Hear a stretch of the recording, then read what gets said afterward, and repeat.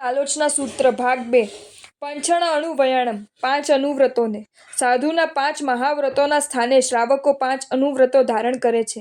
તે નીચે મુજબ: સ્થૂલ પ્રણાતિપ્રાત વિરમન વ્રત, સ્થૂલ મૃષાવાદ વિરમન વ્રત, સ્થૂલ અદત્તાદાન વિરમન વ્રત, પર્દારગમન વિરમન વ્રત, પરિગ્રહ પરિમાણ નિર્મન વ્રત. તિન્હમ ગુણવયણમ 3 ગુણવ્રતોનું શ્રાવકના 3 ગુણવ્રતો નીચે મુજબ હોય છે. દિક્ પરિમાણ વ્રત, દરેક દિશામાં અમુક અંતરથી વધારે ન જવું તેવું વ્રત. ભોગ અપભોગ પરિમાણ વ્રત, ભોગ અને ઉપભોગની વસ્તુઓનું પરિમાણ બાંધતું વ્રત. અનર્થ દંડ વિરમન વ્રત, આત્મા ખોટી રીતે દંડાય તેવી ક્રિયાઓ છોડી દેવાનું વ્રત. આ વ્રતોની વિશેષ ચૌનહમ શિખામયણમ 4 શિક્ષા વ્રતોના શ્રાવકના 4 શિક્ષાવ્રતો નીચે મુજબ હોય છે. સામયિક વ્રત, સામયિક કરવાનું વ્રત. દેશાવકાશિક વ્રત, બધા વ્રતોમાં નક્કી કરેલી મર્યાદાનો દરરોજ સંકોચ કરવાનું વ્રત. પોષદ ઉપવાસ વ્રત, પોષદ કરવાનું વ્રત. અતિથિ સંવિભાગ વ્રત, સાધુ મુનિરાજ આદિ સુપાત્ર અતિથિને ભક્તિભાવથી યોગ્ય આહારાદિ અર્પણ કરવાનું વ્રત. બારસ વિહસ 12 પ્રકારના સાવગ ધમ્મસ શ્રાવક ધર્મનું જમ એટલે જય, ખંડિયમ એટલે ખંડિત કર્યું હોય, અમુક અંશે વિરાધના થઈ હોય તે ખંડિત, વિરાહિયમ વિરાધ્યું હોય, સર્વ અંશે ખંડિત થયું હોય તે વિરાધિત, તસ્સ તે સંબંધી, મિચ્છામિ દુક્કડમ મિથ્યા મારો દુષ્કૃત. તાત્પર્યાર્થ અય્યારલો અણુસત્તમ અતિચારની આલોચનાનું સૂત્ર. શ્રી હેમચંદ્રાચાર્યે જણાવ્યું છે કે એવં વંદનકમ દત્ત્વા વગ્રહમ મધ્યસ્થિત એવ વિનયોતિચારાલોચનમ કર્તુકામ કશ્ચિદવનત્કાયો ગુરુ પ્રતિધમઃ.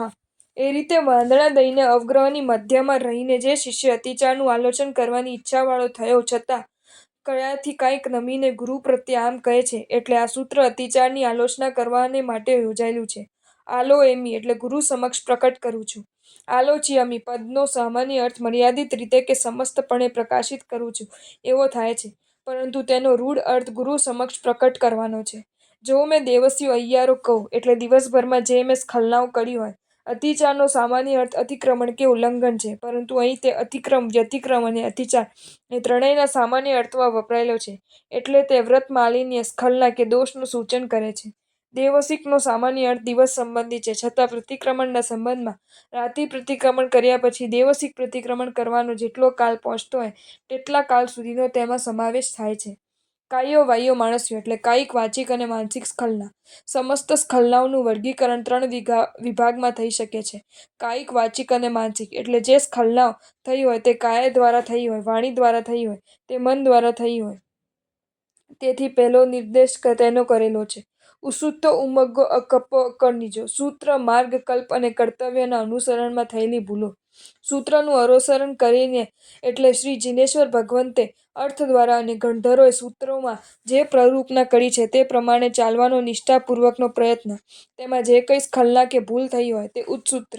સૂત્રમાં કહેલી બાબતથી તદ્દન વિરુદ્ધ વર્તવું તેનું પણ ઉચ્ચસૂત્ર જ કહી શકાય, પણ તે અનાચારની કોટીમાં આવતું હોઈ અતિચારથી ભિન્ન છે. એવા દોષ માટે માત્ર આલોચના નહીં પણ પ્રાયશ્ચિતનું વિધાન છે.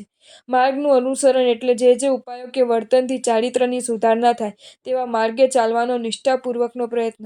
તેમાં જે કાંઈ સ્ખલના કે ભૂલ થઈ હોય તે ઉન્માર્ગ, સાયોપશમ ભાવથી ઔદયિક ભાવમાં જવું તે આ પ્રકારનો ઉન્માર્ગ છે.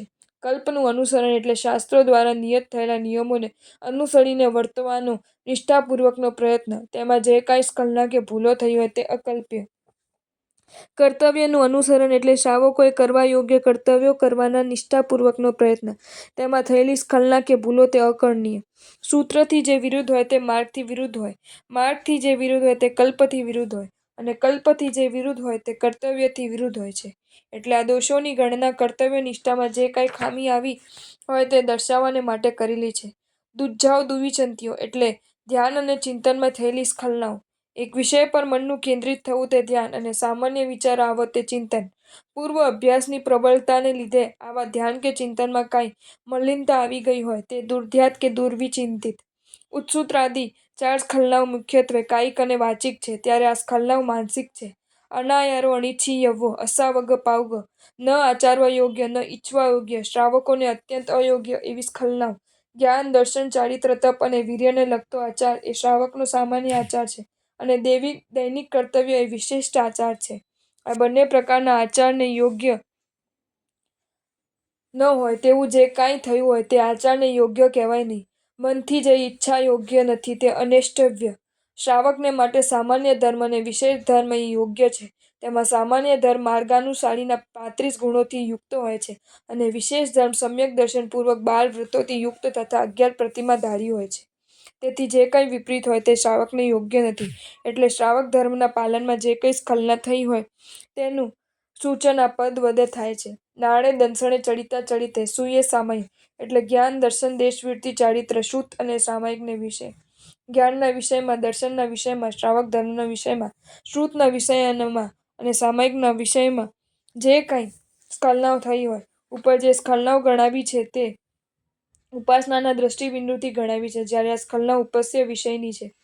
તીનહમ ગુપ્તિનમ 3 ગુપ્તિઓને એટલે મનોગુપ્તિ, વચનગુપ્તિ અને કાયગુપ્તિ.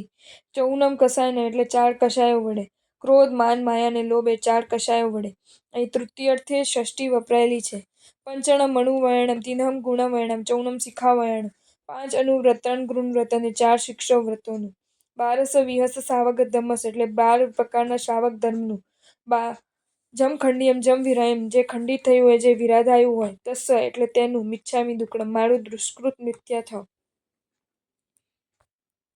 અર્થ સંકલના. ઈચ્છાપૂર્વક આજ્ઞા આપો, હે ભગવાન, હું દેવસિક અતિચારોની આલોચના કરું. ગુરુ કહે આલોચના કરો. શિષ્ય એ જ પ્રમાણે ઈચ્છું છું. દિવસભરમાં મેં જ્ઞાન, દર્શન, દેશવૃત્તિ, ચારિત્ર, શ્રુત અને સામાયિકની આરાધના કરતા સૂત્ર, માર્ગ, કલ્પ અને કર્તવ્યના અનુસરણમાં તથા ધ્યાન અને ચિંતામાં કાયિક, વાચિક અને માનસિક જે સ્ખલનાઓ કરી હોય તે આપની સમક્ષ પ્રકટ કરું છું.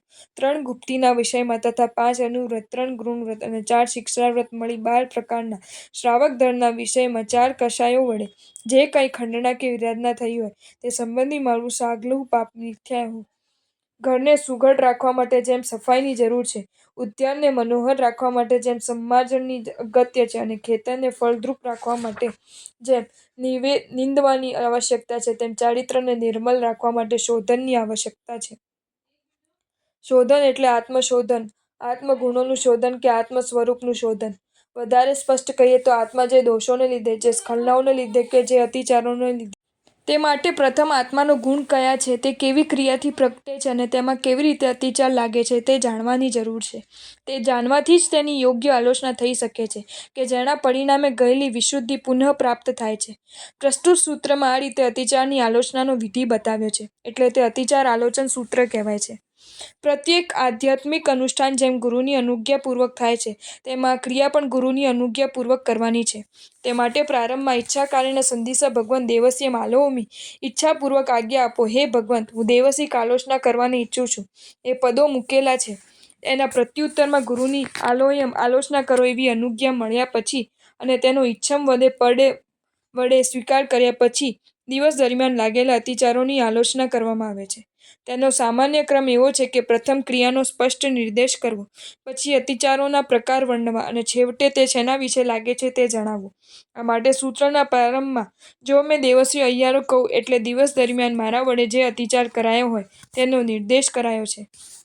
કાયો, વાયો અને માનુષી એ 3 પદો વડે અતિચારોનો સામાન્ય નિર્દેશ તથા ઉસુક્તોથી અસવગપાઉગો સુધીના પદો વડે અતિચારોનો વિશેષ નિર્દેશ કરવામાં આવ્યો છે. એનો અર્થ એ છે કે કાયના પ્રવર્તન વડે, વાણીના પ્રયોગ વડે કે વિચારો આવી જવાથી જે મેં કાંઈ અતિચાર કર્યો હોય પછી તે ઉત્સુકરૂપે હોય, ઉન્માદરૂપ હોય, અકલ્પ્ય હોય કે અકર્તવ્યરૂપ હોય, અથવા તો દુર્ધ્યાનથી થયેલો હોય, તે દુષ્ટ ચિંતનથી થયેલો હોય અથવા તે અતિચારને યોગ્ય ન હોય, તે સગલાની આલોચના કરું છું.